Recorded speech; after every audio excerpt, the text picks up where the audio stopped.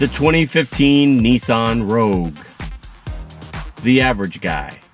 Fresh off a total redesign in 2014, the new Rogue continues to be a popular choice in the crowded, compact CUV segment because of its attractive sheet metal, spacious and versatile cabin, and reasonable price. And you know the drill. I was really excited when I saw the design of this Rogue at the New York Auto Show a couple of years back, because the outgoing model, well, it was looking a little bit long in the tooth. Like me. But unlike me, the new Rogue has been completely reworked and restyled in Nissan's new design language. Its bold and fluid sheet metal is well executed, and in my opinion, it's one of the best looking vehicles in the segment. Now, I'm not as enthusiastic about the interior of the new Rogue.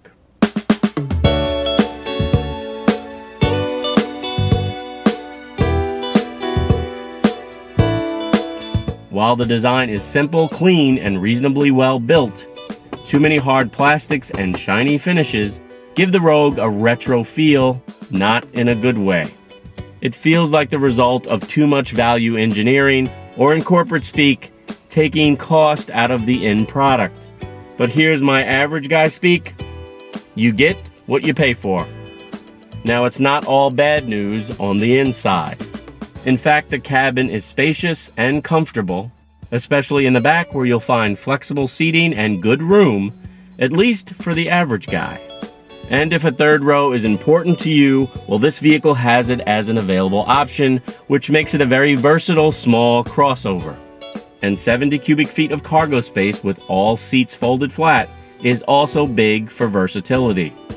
And the Rogue's cargo dividing system for two-row models like the one I'm testing here is highly touted by the experts. But for the life of me, I couldn't figure it out. Alright guys, I interrupt this review of the new Nissan Rogue for a special product break. You know, as an average guy, I love things that are just simple. You know, things when you first find out about them, they just make sense. That's why I'm taking time out of this video to show you this: drop stop. Drop stop is the simple and effective way to stop items from falling in the gap between your seat and the center console of your vehicle. Now, I spend countless hours in my vehicle because it's like my rolling studio, and I've dropped everything in the gap. I've dropped my phone, I've dropped my keys, I've dropped my fries. Damn. I've dropped pins, you name it, I've dropped it. And once you've dropped it, you know how difficult it is to get it back. Damn. But drop stop, it fills that gap. Take a look at this. It's got a hole here that fits around the seat belt, and it's tough and durable, and it's made by some really cool people, and you gotta like that. I'm gonna leave more information about drop stop in the description box below so you can check it out and even get your own. But now, let's get back to the review. Alright, so now I'm gonna talk about what ultimately is most important: the driving experience. Unfortunately, the Rogue doesn't score big here in my book. The 2.5-liter 4-cylinder engine puts out only 170 horsepower and struggles to get you up to speed. And while the steering is relatively solid and sure, the Rogue's suspension is too soft and too pliable, which promotes a very unsettled ride. But overall, the new Rogue is a welcome update to the outgoing model. It's more stylish, it's more versatile, and it's competitively priced. So there you have it, another honest auto review from an average guy.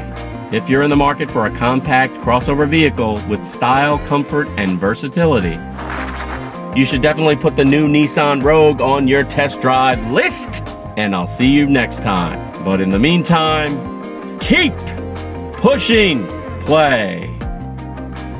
Want more Media Mart? Click the bar on the screen to see my review of the Ford Escape, another compact crossover, or by searching the Media Mart Ford Escape.